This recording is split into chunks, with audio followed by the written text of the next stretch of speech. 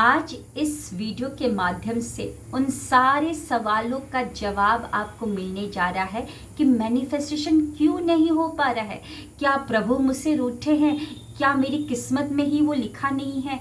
उन सारे सवालों का जवाब आपको इस एक वीडियो से मिलने जा रहा है। तो वीडियो के स्टार्टिंग से लेकर एंड तक जरूर बने रहिएगा। A very good afternoon everybody. मैं डिवाइन पावर शोभा आप सभी का बहुत ही स्वागत करती हूँ अपने आज के वीडियो में।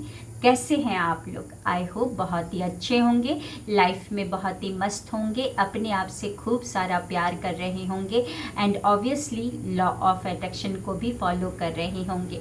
आगे बढ़ने से पहले आप सभी को मैं अवगत करवा दूं अपने आने वाले न्यू कोर्स के बारे में।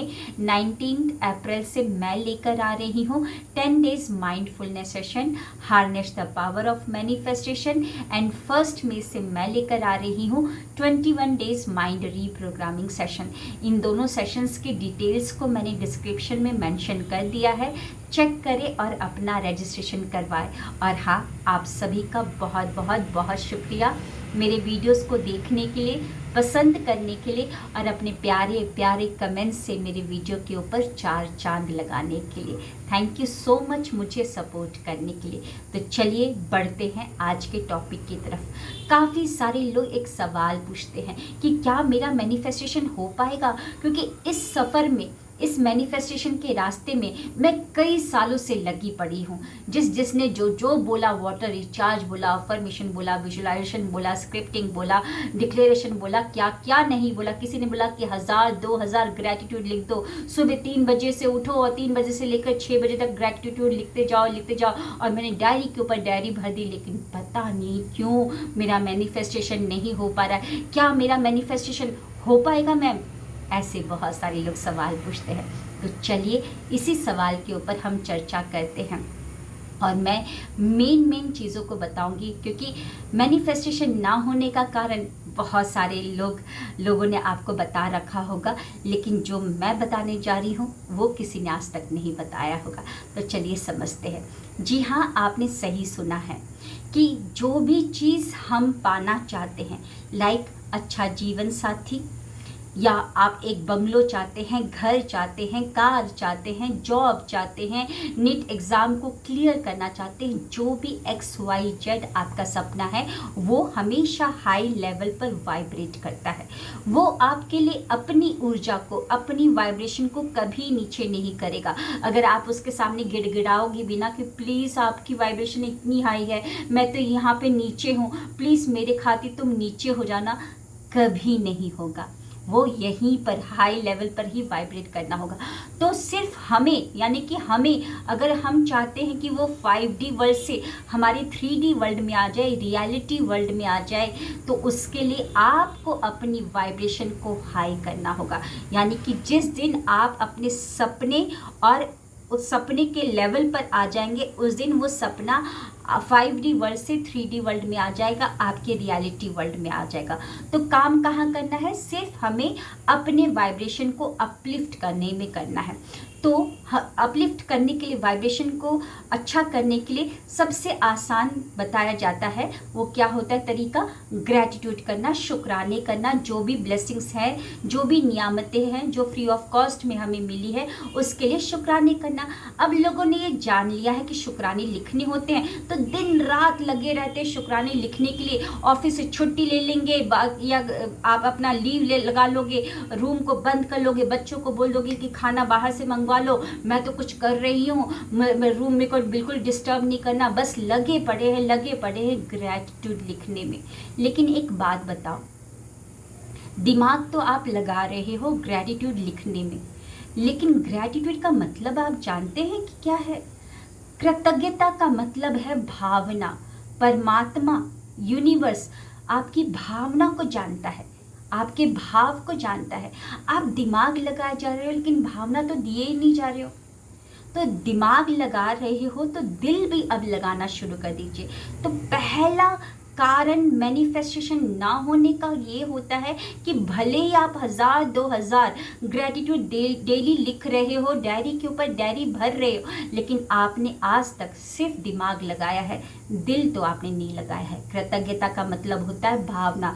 जितना आप फील करोगे कृतज्ञता को, उतना ही अपनी ज़िंदगी में जादू को होता हुआ देखेंगे। तो मैं क्या बता रही हूँ आपको, क्या कहना चाहती हूँ कि मैनिफेस्टेशन हो जाएगा बहुत आसान। अब सिर्फ क्या करो, दिल भी लगा, दिमाग तो लगा ही रहे हो, अब दिल भी लगाना शुरू कर दो। भले ही आप 1000 कृतज्ञता ग्रैटिट्यूड मत लिखो, बस 10 ही ग्रैटिट्यूड को लिखो, लेकिन उसको फील करो 1000 2000 के बराबर। यानी कि कहा जाता है ना कि कार्तिक मास में एक दिया जला देते हैं सुबह सुबह ब्रह्म मुहूर्त में, तो वो आपका क्या हो जाता है, 1000 दिया जलाने के प्रतिफल के बराबर होता है ना। तो अगर आप 10 ग्रैटिट्यूड लिखो, लेकिन उसको फील करो इतने अच्छे से कि वो 1000 कृतज्ञता का प्रतिफल दे जाए आपको। तो समझ में आ गया पहला कारण क्या है कि हम दिमाग लगा रहे, फील नहीं करें। अब दूसरा आते हैं, हमने सुना पढ़ा सब कुछ किया कि हाँ, अपने सपनों को पूरा करने के लिए हमें शुक्राने की कमाइयाँ करनी है। सब जगह से आपने सुना है कि शुक्राने की अशरफिया कमाओ, शुक्राने की अशरफिया कमाओ, शुक्राने की अशरफिया कमाओ। सब जगह से सुना, और मैं भी बोलती हूँ कि शुक्राने की कमाइयाँ करो, है ना। परमात्मा आपको डेली एक दिन दे रहा है, एक मौका दे रहा है शुक्राने की कमाइयाँ करना। एक अदृश्य बैग आपके पीठ पे होता है जो खाली होता है। जैसे दिन शुरू होता है, जब आप बिस्तर से उठते हो, तो वो अदृश्य बैग शुक्राने वाला वो खाली होता है। अब धीरे धीरे जो जो चीज़ों को टच कर रहे हो, देख रहे हो, उसको फील कर रहे हो, टेस्ट कर रहे हो, अब धीरे धीरे हम उसको कृतज्ञता करते हैं, ग्रैटिट्यूड करते हैं, और धीरे धीरे वो बैग में वो कृतज्ञता शुक्राने बढ़ते जा रहे, है ना। जितना ज़्यादा शुक्राने की कमाइयाँ करोगे, उतना जल्दी आपका सपना पूरा होगा, है ना। सब जगह तो आपको दाम देना होता है। मान लीजिए आप दुकान जा रहे हो, तो 100 रुपये की सब्जी आपने पसंद की, आपने छाटा वाटा और बोला कि दुकानदार को कि 100 रुपये की सब्जी, इसको सब्जी को कर दो। उसने बोला कि 100 रुपये हुए। तो जब तक आप 100 रुपये उसको नहीं दोगे, तो क्या वो आपको सब्जी दे देगा? नहीं देगा ना। आपको पहले दाम देना होगा, तभी वो सब्जी आपको देगा। हर जगह पे दाम देना पड़ता है। कपड़े की दुकान, राशन की दुकान, एयरपोर्ट में भी अगर आपको ट्रैवल टिकट लेनी है, तो पहले दाम देना पड़ेगा, तब वो टिकट देता है। स्कूल, हॉस्पिटल, सब जगह दाम देना पड़ता है, तभी आपको वो प्रोडक्ट मिलता है या वो सर्विस आपको मिलती है। तो क्या आपको नहीं लगता है कि परमात्मा के दरवाजे पर भी ये काम ऐसे ही काम करता है? परमात्मा से जो चाहते हैं 1 करोड़ का बंगला या 1 करोड़ की लॉटरी, तो क्या परमात्मा आपको ऐसे ही दे देगा? 1 करोड़ की लॉटरी तभी लगेगी जब आप उनको 1 करोड़ शुक्राने करके दोगे, एकदम दिल से शुक्राने। 1 करोड़ शुक्राने आपके बैग में होने चाहिए, तभी आपको वो सपना पूरा हो पाएगा। लेकिन होता क्यों नहीं मैनिफेस्टेशन? हम लगे रहते हैं शुक्राने करने में, लेकिन हम अपने उस शुक्राने वाले बैग का जो छेद है उसको बंद करना भूल जाते हैं। उसको हम बंद ही नहीं करते हैं। जैसे एक बैलून में आप फूंक मार मार कर हवा भरते जा रहे हो, लेकिन सिर्फ एक छेद काफ़ी होता है उसमें से सारी हवा को निकालने के लिए, और वो बैलून फिर फुस हो जाता है। जैसे कि एक बाल्टी में आप पानी भरे जा रहे हो, लेकिन उसका छेद बंद करना आपने भूल गए हो। उस बाल्टी के अंदर एक छेद था, तो आपके पानी भरने से क्या ही फ़ायदा हुआ? वो छेद से तो सारा का सारा पानी निकल गया। तो कहना क्या चाहती हूँ कि हमको पता तो चल गया है कि हमें दाम देना पड़ेगा, मतलब कि यूनिवर्स को भी दाम देना पड़ेगा। क्या दाम देना पड़ेगा? शुक्राने की कमाइयाँ उनको दिखानी पड़ेगी, और लगे पड़ते हैं हम शुक्राने की कमाइयाँ करने के लिए, लेकिन छेद को बंद नहीं करते हैं। बहुत ही आनंद लेकर हम इस प्रतिक्रिया को करते हैं जो उस छेद को बड़ा करते जाता है। तो क्या आनंद लेके करते हैं? चुगली करना। सबसे बड़ा छेद कर देता है ये। वो छेद को इतना बड़ा कर देना कि आप यहाँ पे शुक्राने कर रहे हो, पसीना खून पसीना एक करके, वो फुर्र से सारा का सारा बैग को खाली कर देता है, उड़ जाता है आपका शुक्राना, हवा पानी हो जाता है। फिर हम बोलते कि अरे इतना किया, मैनिफेस्टेशन क्यों नहीं हुआ। बहुत ही आनंद लेकर इस प्रतिक्रिया को करते हैं जिसका नाम है चुगली। इसको बंद करना पड़ेगा। ये आपके छेद को बड़ा कर देता है। आपके जो कृतज्ञता रूपी बैग है ना, जो परमात्मा डेली सुबह आपके पीठ पर टांग देते हैं, अदृश्य बैग, कि जा बेटा अब शुक्राने कर, शाम को फिर मेरे पास आना, फिर खाली कर देना, हम देखेंगे कितना हुआ शुक्राना। लेकिन वो तो बैग खाली होता है, भर ही नहीं पाते उसको, भर ही नहीं पाते। तो एक थर्ड पर्सन, मतलब कि किसी और के बारे में जितना आप डिस्कस करोगे, हाँ किसी और के बारे में अच्छी चीज़ डिस्कस कर रहे हो तो आपके साथ अच्छा ही होने वाला है। क्योंकि इस लाइन को ध्यान में रखिएगा दिमाग में कि जिस चीज़ पर आपका ध्यान जाता है, जिस चीज़ पर आपका ध्यान जाता है वो चीज़ आपके अंदर भी आती है, वो चीज़ बढ़ता है। तो अगर आप किसी की अच्छाई पर ध्यान दे रहे हो तो आपके अंदर भी वो अच्छी चीज़ बढ़नी शुरू हो जाती है। लेकिन किसी के अंदर आप नेगेटिविटी पर ध्यान दे रहे हो तो आपके अंदर भी नेगेटिविटी बढ़ती जाएगी, बढ़ती जाएगी, बढ़ती जाएगी। तो हम क्या करते हैं, चुगली करते हैं थर्ड पर्सन के बारे में। मान लीजिए दो लोग बैठे हुए, अरे उसने कैसे कपड़े पहने, देखा उसका बॉस ने उसको बुलाया था, पता नहीं बहुत डांटा, वो तो बहुत रो रही थी, काम ही अच्छा नहीं करती है, ये करती है, वो करती है। तो अगर आप किसी के बारे में इस तरीके की चुगलियाँ करते हैं तो समझ जाइएगा आप जितना भी कर लो शुक्राने, वो शुक्राने के बैग में ना छेद बड़ा होते जा रहा है और आपके सारे शुक्राने जो हो रहे हैं ना वो निकलते जा रहे हैं, आपको पता भी नहीं चल रहा है। और फिर आप हार कर बोलते हो कि मेरे साथ ही ऐसा क्यों हो रहा है। तो चुगली करना जो है बहुत ही इंटरेस्टिंग है, उसको आपको बंद करना होगा। किसी भी थर्ड पर्सन के बारे में आपको डिस्कस नहीं करना है। और मैंने कहीं पर आई थिंक प्रेमानंद महाराज जी के वहीं पर एक वीडियो में ही सुना था कि अगर हम किसी की कोई थर्ड पर्सन के बारे में बहुत आनंद होकर गलत चीज़ डिस्कस करें, उसके साथ मान लीजिए उसके साथ कुछ गलत हुआ या उसके अंदर कोई गलत चीज़ है, तो उसके बारे में हम डिस्कस करे जा रहे हैं, तो उस इंसान के जो बैड कर्मा है वो घटते जाएंगे और उसके बैड कर्मा कट कर आपकी तरफ आ जाएंगे। यानी कि आप अब भागीदारी बन रहे हैं। उसके जो बैड कर्मा है, मान लीजिए कुछ गलत किया है, उसके बारे में आप डिस्कस कर रहे हो, दो लोगों के बीच में बढ़ा चढ़ा कर बोल रहे हो और वो दो लोग सुन के फिर दो लोगों को बता रहे हैं, तो शुरुआत तो आप ही ने की है। तो अगर आप उस इंसान के बारे में डिस्कशन कर रहे हैं तो उसके बैड कर्मा सारे कटते जा रहे हैं और वो सारा का सारा शिफ्ट हो रहा है आपके खाते में शिफ्ट हो रहा है।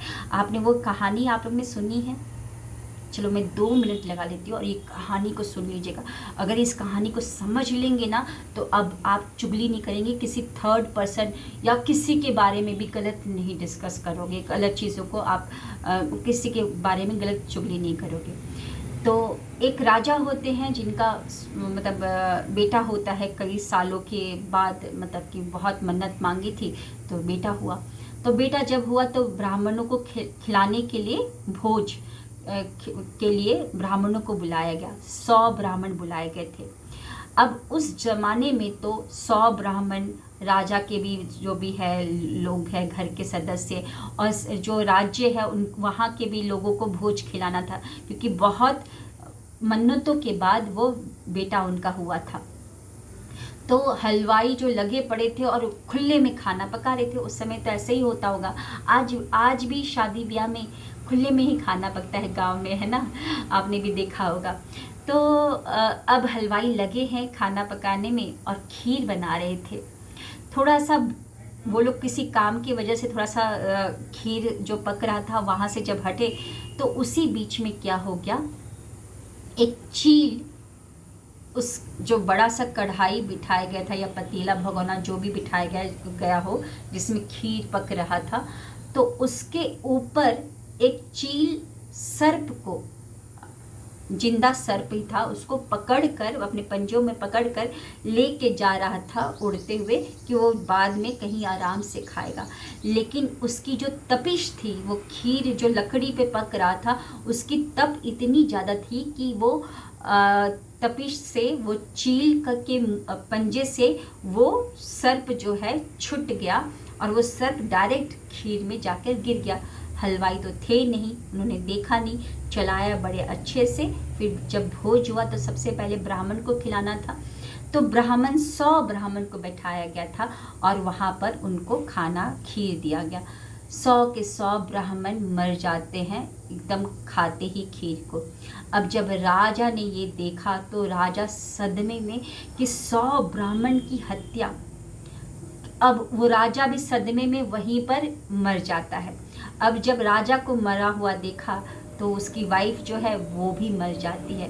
तो एक एक करके उसके परिवार में सब, मतलब कि 2 लोगों की भी मृत्यु हो गई। अब वो बच्चा जो है, जो छोटा सा बच्चा है, वो अब अनाथ हो चुका है ना। अब जब इन सब की आत्माएं जाती है प्रभु के दरबार में, है ना, सारी आत्माएं जाती हैं, तो अब नारद मुनि बोलते हैं कि किसको अब मिलेगा ये इतना, ये ब्रह्म हत्या, राजा की भी हत्या हो गई, रानी की भी हत्या हो गई, एक नव शिशु बालक जो है वो हो चुका है, मतलब कि उसके ऊपर से माता पिता का साया चला गया। ये इतना अपराध, मतलब इसका कर्म कौन भोगेगा?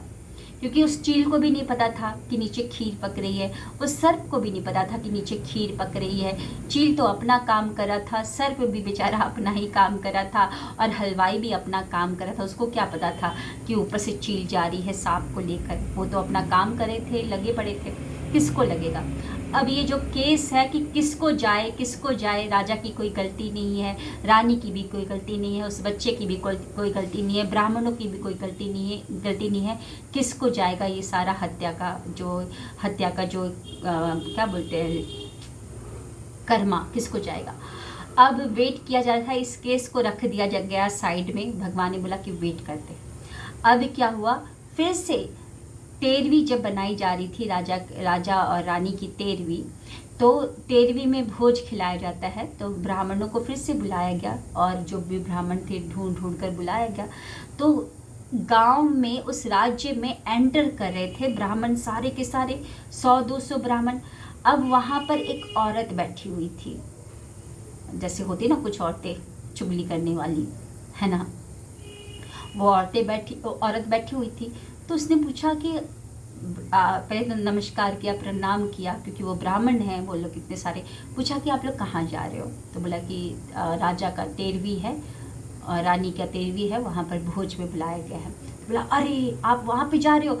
कुछ ही दिन पहले 100 ब्राह्मण को जहर देकर खिला दिया गया, जहर देकर मार दिया गया था, मत जाइए वहाँ पर, मत जाइए, नहीं तो आप भी मारे जाओगे।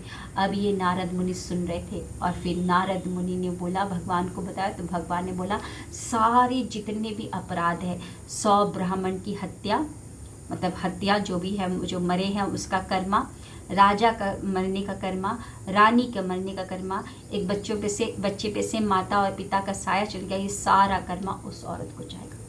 तो समझ जाइए सबसे बड़ा छेद है। कितने आप शुक्राने कर रहे हो, कितना पॉजिटिव अफर्मेशन कर रहे हो, कितना आप विजुअलाइजेशन कर रहे हो, पता नहीं क्या क्या कर रहे हो, वाटर को रिचार्ज, खाना को चार्ज करके खा रहे हो, पानी को चार्ज करके पी रहे हो, कोई मायने नहीं रखता है।